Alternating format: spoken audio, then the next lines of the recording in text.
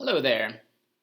So we are about to start our next unit, which a lot of students find to be, if I was in front of you, I would use air quotes here, but kind of fun. It's a lot of number patterns and, problem solving. There's going to be some formulas in this chapter, but I'm going to teach you some ways to, just find ways to get answers versus relying on the formulas, which will be kind of a big talking point about this chapter. The title of the chapter is Sequences, Series, and Probability. Probability kind of comes in towards the end of the chapter, but the first half of the chapter is all about what's called sequences and series. And sequences are what you guys have been pretty much working with since elementary school. A sequence in general is just a pattern of numbers. If I put 1, 3, 1, 3, 1, what comes next, that's essentially a sequence.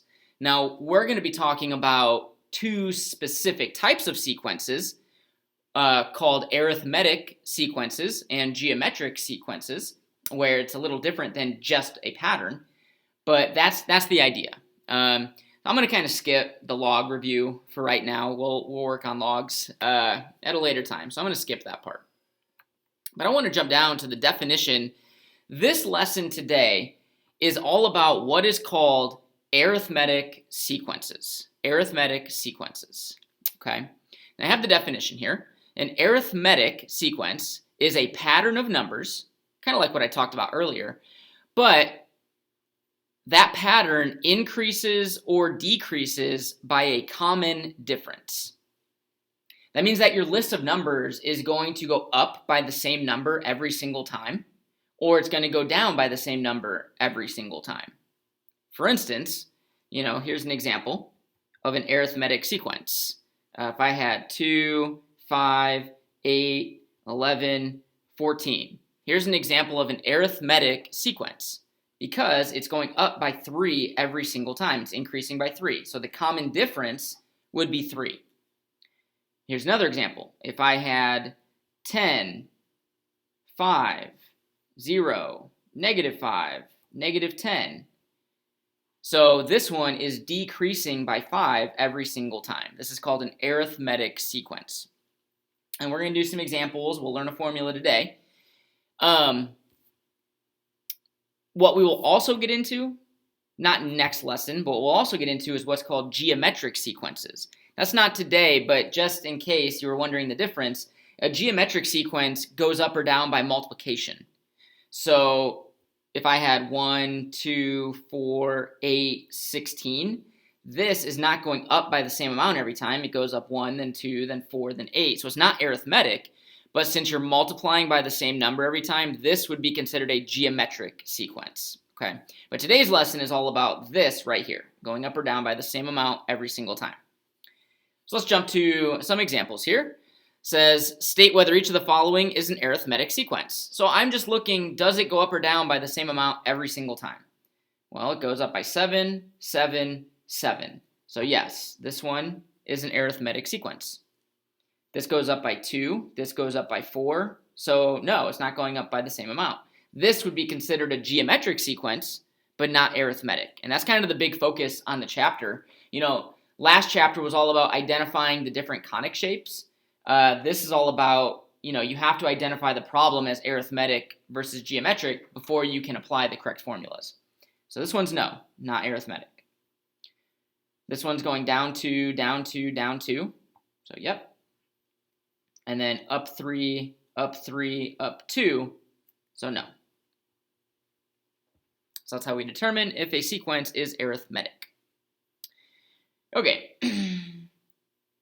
Next one says, list the next 3 numbers in the sequence.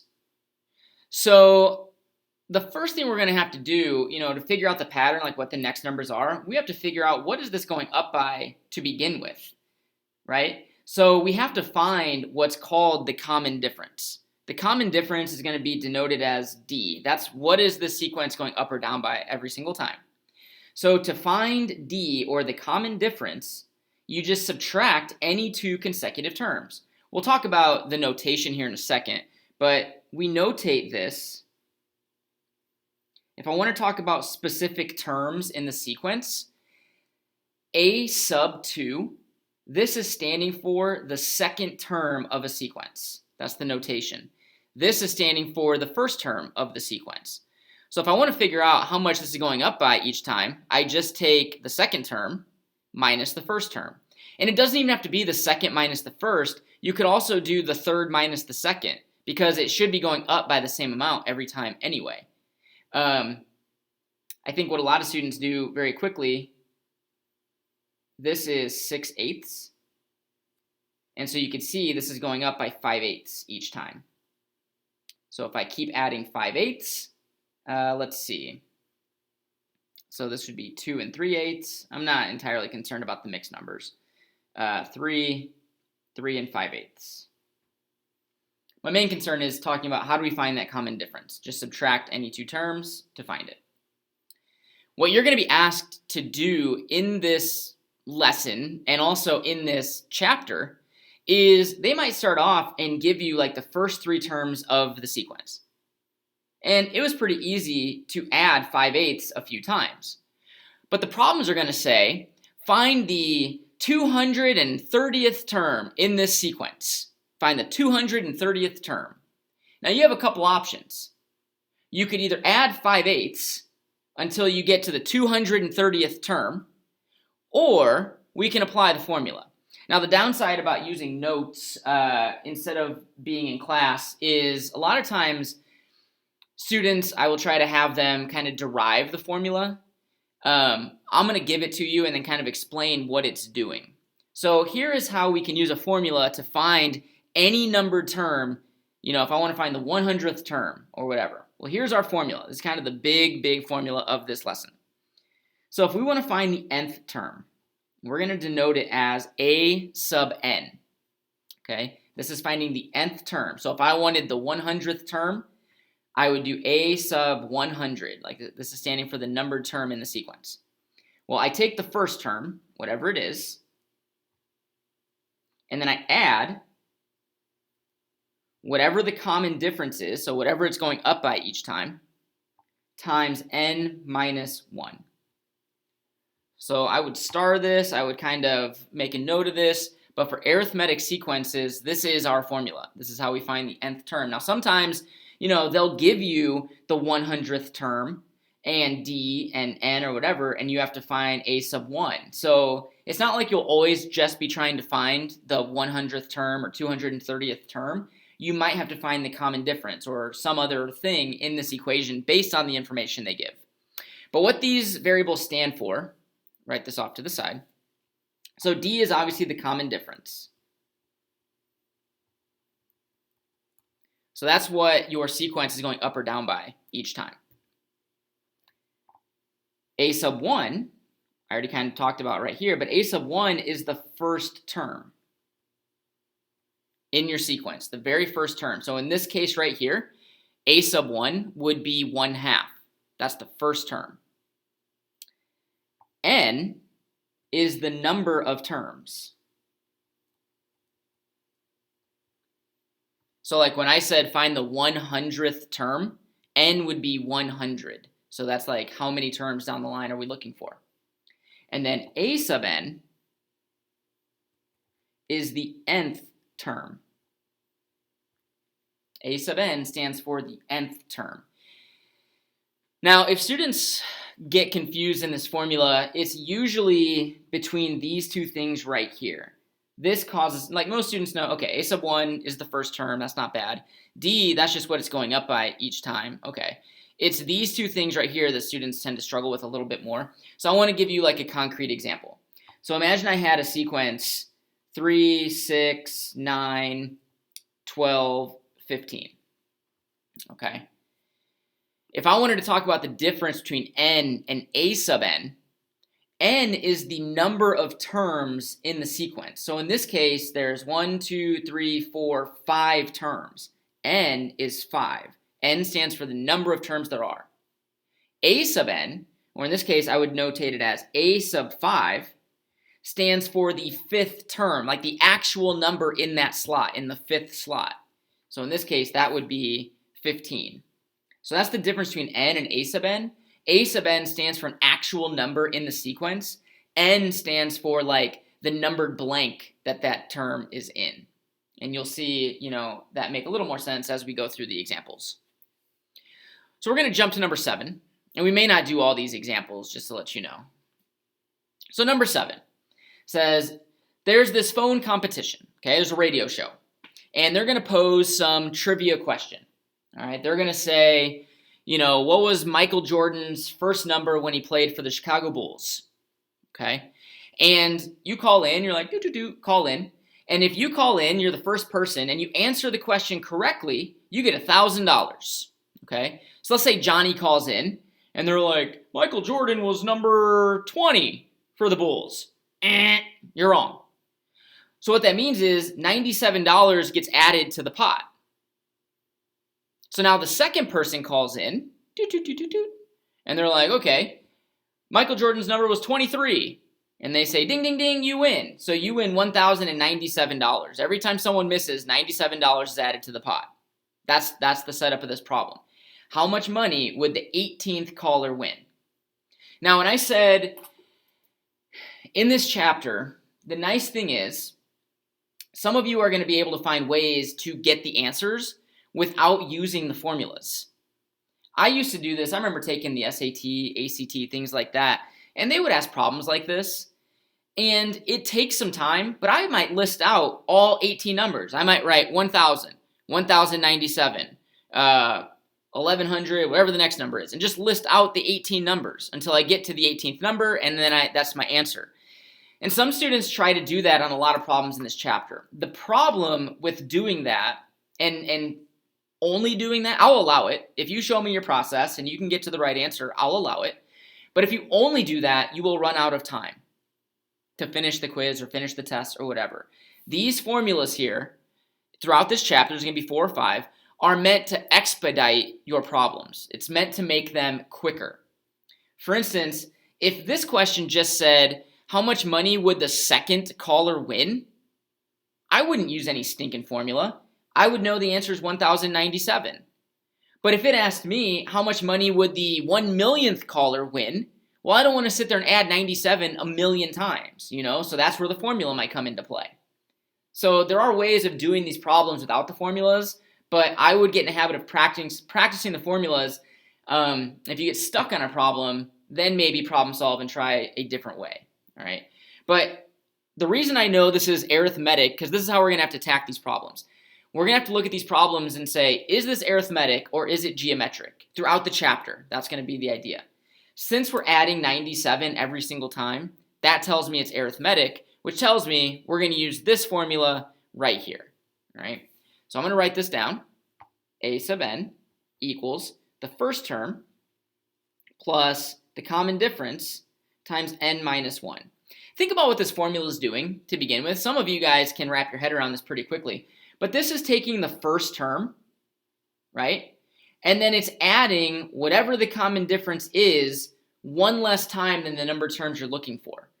Like, for instance, if I had this thing right here, I knew the first term was 3, right? The first term is 3.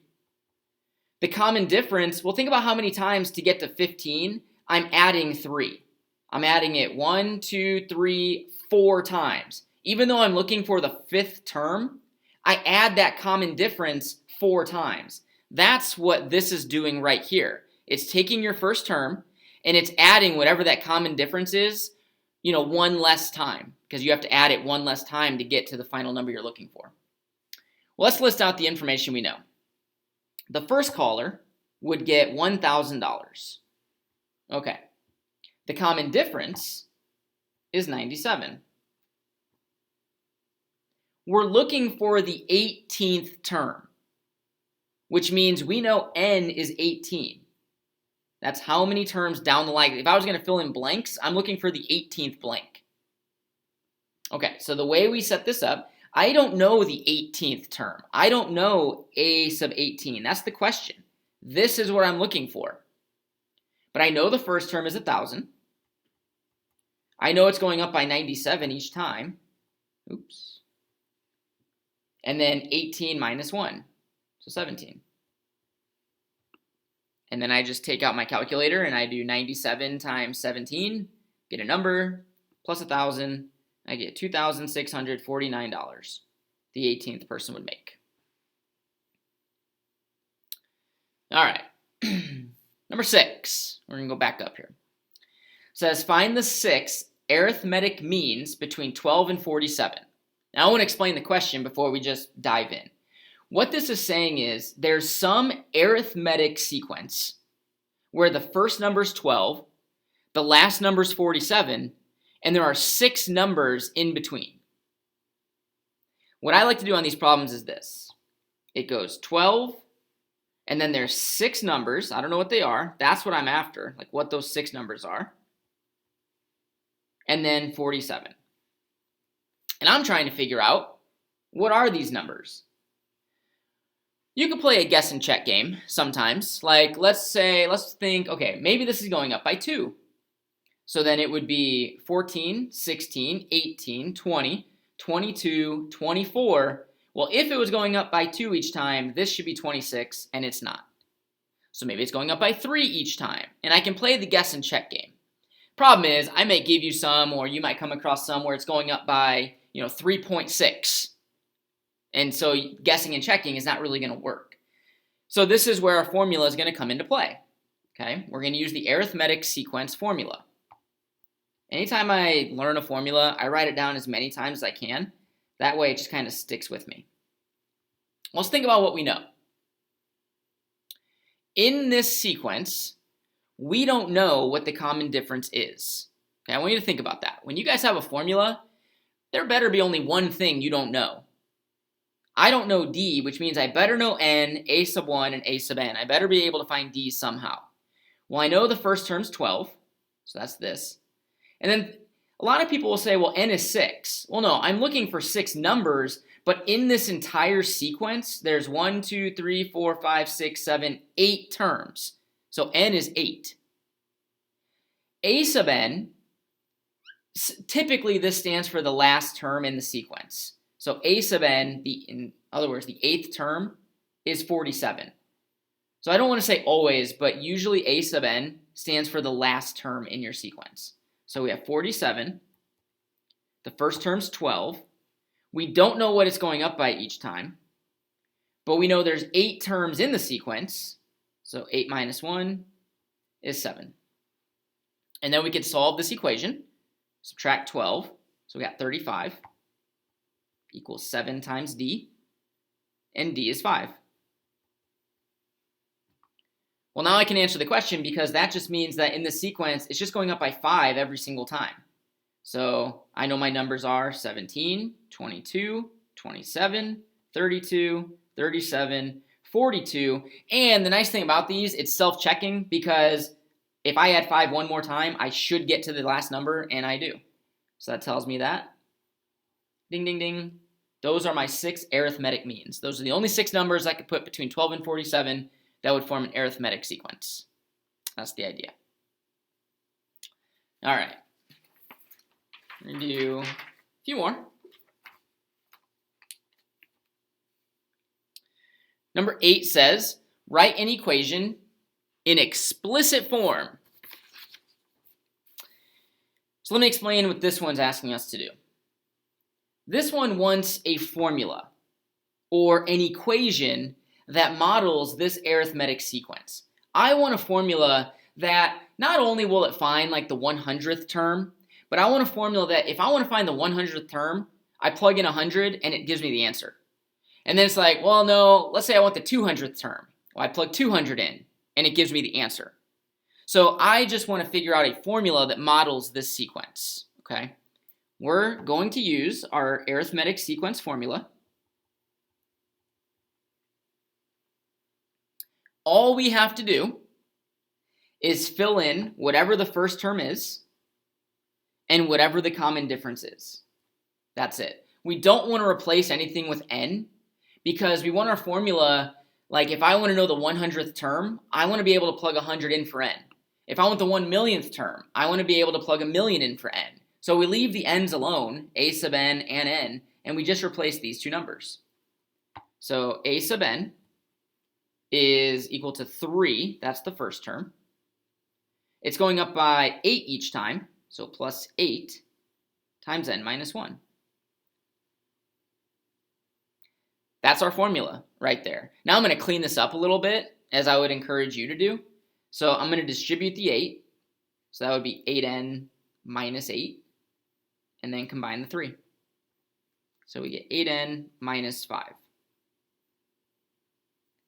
This formula models this arithmetic sequence.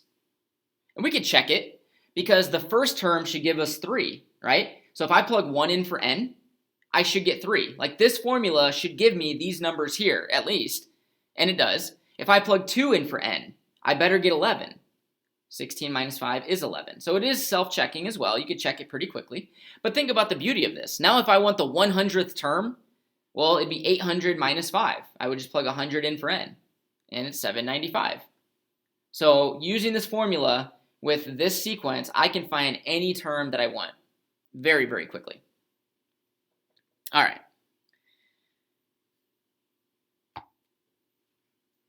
So 10 says, find the first 5 terms. They give you a sub 1, and they give you d. You know, I've mentioned how a lot of these problems we're going to be using this formula right here, but I would encourage you, if the formula takes longer, don't use it. Like, if I want to find the first 5 terms with this information, think about how fast I could do this. I know the first term is 5, and then it's going up by 3 each time. 8, 11, 14, 17. And I'm done. I didn't need a formula to answer this question, and that's my point to you guys. I am not going to make you use the formulas in this chapter. I would encourage you to know how to use them, because I will definitely make sure the problems take more time if you want to, like, just work out and try to problem solve. But that's what I'm trying to say. Like on 12, it says find a sub 13, the 13th term. So if you wanted to sit here and just think about what this is doing each time and just expand this list out to the 13th number and that's your answer, I would 100% accept that. But if I want to use the formula as I want to practice, well, I'm looking for the 13th term. The first term's negative 17. Let's think about what it's doing. It's going up by 5 each time. And n is 13. I'm looking for the 13th. So n minus 1 is 12. So 60 minus 17 is 43. So for some, it might be faster to list out 13 numbers. For some, it might be faster to use the formula. It just depends on who you are. All right. I want to do 2 more. I wrote these in because, you know, some of this stuff is fairly basic, and I like to give problems that are going to be, you know, a little more challenging, and I want to make sure you get some practice with them. So it says, in an arithmetic sequence, we know the 8th term is 35. We know the 17th term is 71. Find the 50th term. I would encourage you to pause this to see if you could do it yourself, and then unpause it, and I'll kind of work through it. I would encourage you to do that and see how it goes. Okay. So if I was going to use the formula right here, let's think. I'm looking for the 50th term, so a sub 50. I know n is 50, but I don't know the first term of the sequence. They don't tell me. And I don't know what the sequence is going up by each time. I only know the 8th and the 17th, right? So here's kind of a little trick that you could do on these problems, okay? This is not the first term of the sequence. I want to stress that, all right? But I can kind of treat this as the first term of a sequence between these 2 terms. Here's what I mean by this. I would not encourage you to do this, to write all these blanks out, but I want to explain. I want to make this make more sense. So, okay, I have 1, 2, 3, 4, 5, 6, 7, 8, 9, 10, 11, 12, 13, 14, 15, 16, 17. So I have 17 blanks here, right? I know the 8th one 1, 2, 3, 4, 5, 6, 7, 8. I know this one right here is 35. And I know the 17th right here is 71, right? But I don't know the first term. What I can do, though, is kind of treat this like it's a sequence, a little mini sequence within the whole sequence. So if I'm just looking at this sequence right here, and let's say I want to find the common difference. Well, now I can treat this like it's the first term. And if this is the first term, that would make this, let's see, 1, 2, 3, 4, 5, 6, 7, 8, 9. This is the 10th term then. So I can use this little mini sequence, right, to find the common difference. So in this little mini sequence, I know the 10th term, or let's say the last term. I know the first term. I don't know what it's going up by each time, but I know that there's 10 terms in this little mini sequence. Notice how I can find D, and D will be the same throughout this entire sequence, throughout the entire problem. But I'm just looking at this little microscopic section of the sequence. What I would do going back here, I like to change these little subscripts. Here's what I mean by that. Instead of thinking about this as the 8th term, let's think about this as the first term. Okay? The problem students run into is if I think about how I changed this from an 8 to a 1, I took 7 away, which means I would need to take 7 away from this. This would kind of be like the 10th term of the sequence. But a lot of people struggle with this. They take away 8 from this and make this a 9. So I think, okay, how did I make this become the first term? Took 7 away, took 7 away. And so going back here, when I solve this, that'd be 36 divided by 9. So D is 4. Okay, common difference is 4. What I can do, you have a couple options. You could go back and find the actual first term, because remember, this is not the first term, it's the 8th term. Okay, but here's my advice, is if I think about this as the first term, so I took 7 away, if this is the new first term of the sequence, then this is kind of like I'm looking for the 43rd term. Right? If I took 7 away from 50. If I think about the 8th term as now being the first term, well, now I'd be looking for the 43rd term. So I can use this formula now. I'm looking for the 43rd term. The first term is 35. It's going up by 4. And n is 43. These numbers here are always going to match. Like the term number and what n is, those should always be the same. And then I just use my calculator, which I don't have with me right here. There it is. 42 times 4 plus 35, 203. That'll take some practice. Like I said, I like to give some challenging ones, and this is kind of one of those. Last one. The first two terms in an arithmetic sequence are 2x plus 8 and 4x minus 5. The 7th term is x minus 5. Find x and the 20th term. Okay, so here's what I know. The first two terms are 2x plus 8 and 4x minus 5. Okay.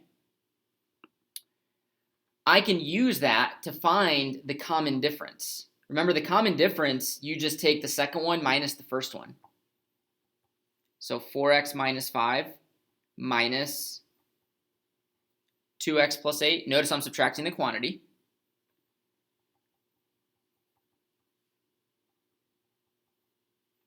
Distribute the negative. So 2x minus 13.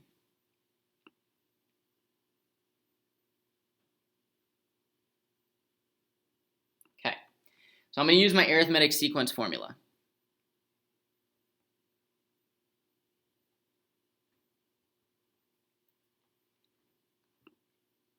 So I know the 7th term is x minus 5. That's what I'm going to put here. I know the first term is 2x plus 8.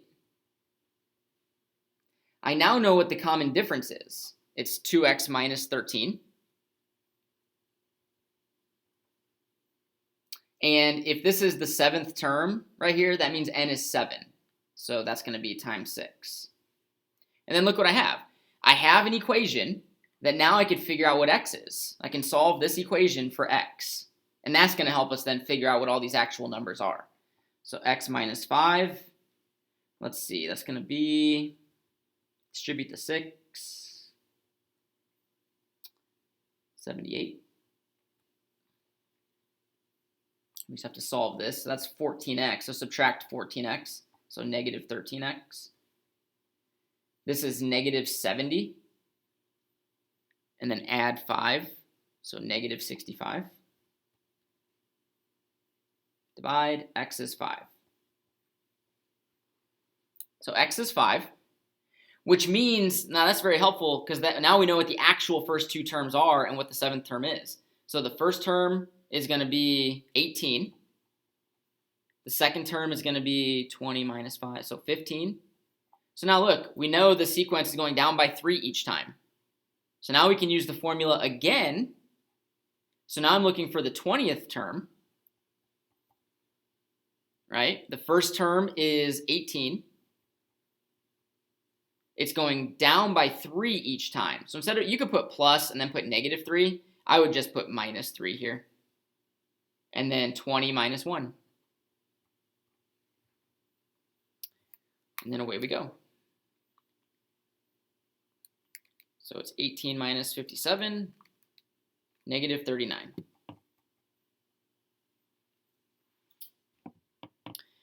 All right, now you have some practice. And if you have any questions, do not hesitate to ask me. Please ask.